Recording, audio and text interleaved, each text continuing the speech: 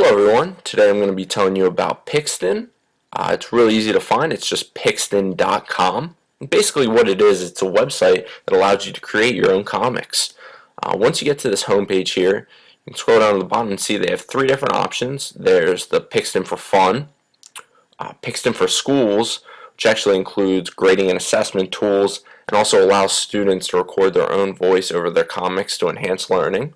There's also Pixton for Business, so really this is a way for students of all ages to participate and learn. So the first thing you have to do is go ahead and log in. You do have to create an account, but it doesn't take very long at all. So I'm going to go ahead and do that. Once you log in, it brings you to this page. As you can see, they always have comics that other authors have created. You can scroll down. They have a top author section, a discussion board you can participate in, things of that nature, but you can also find that in these tabs up here. Under the community tab, you can see you can browse all authors and view a variety of comics. There's contests you can enter to try and win prizes, and you can even invite your friends. So this would be a great way to conduct, group learning through this website. Under the Create tab, there's the Create Your Comic, and you can also browse other comics through the Comics tab.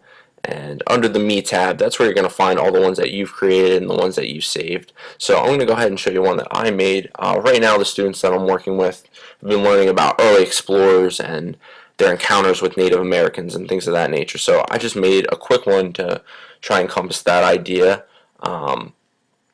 Real simple. It was very user-friendly, very easy to make, and as you can see, not too complicated at all. So let me show you how I actually did that. You just go under the Create tab, create a comic, and this is what makes Pixton great. Number one, there's also choose your language section. So for ELL students, this is great that there's this accommodation here. So they also have a variety of formats that you can choose. The one I just showed you that I created was the classic, just nice and short. But they also have ones that are super long, up to 14 rows to play with. So this could even be used as a summative assessment. But let's go ahead and click on this one. We'll click on the simple layout. So once this loads, we're basically going to have a blank template. And it's very easy to edit and very easy to navigate through. So you go ahead and click on it. And sometimes it comes up with a random background color, but that's very easy to change. As you can see, there's a bunch of different tabs around the side. These are what we're going to use to actually edit our comic. So here, there's the background color, and we have a variety of different colors we can choose from. They even have preset backgrounds that you can choose from. There's mountains and forests and anything you can imagine. There's even a search bar you can choose through. So I mean, Capitol Hill, we can just click on that and you can see that pops up for us. But let's go ahead and just add a prop just to give you an idea.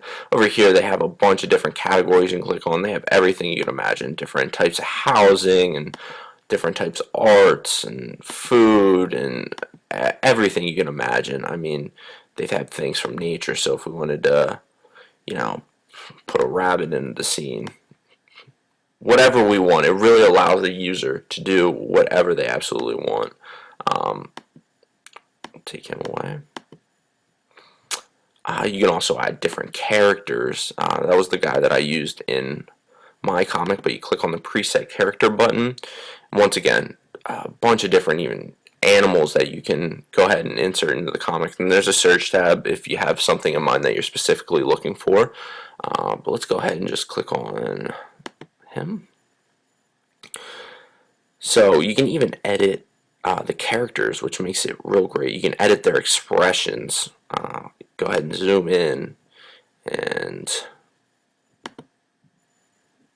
we can make him look like he's gloating. We can make him look like he's curious, bored, anything we want. So I mean, we can click on that, and you can actually drag and move their head, any body part that you want to make them facing a certain way, anything. You can even, move their tie if you want. It gets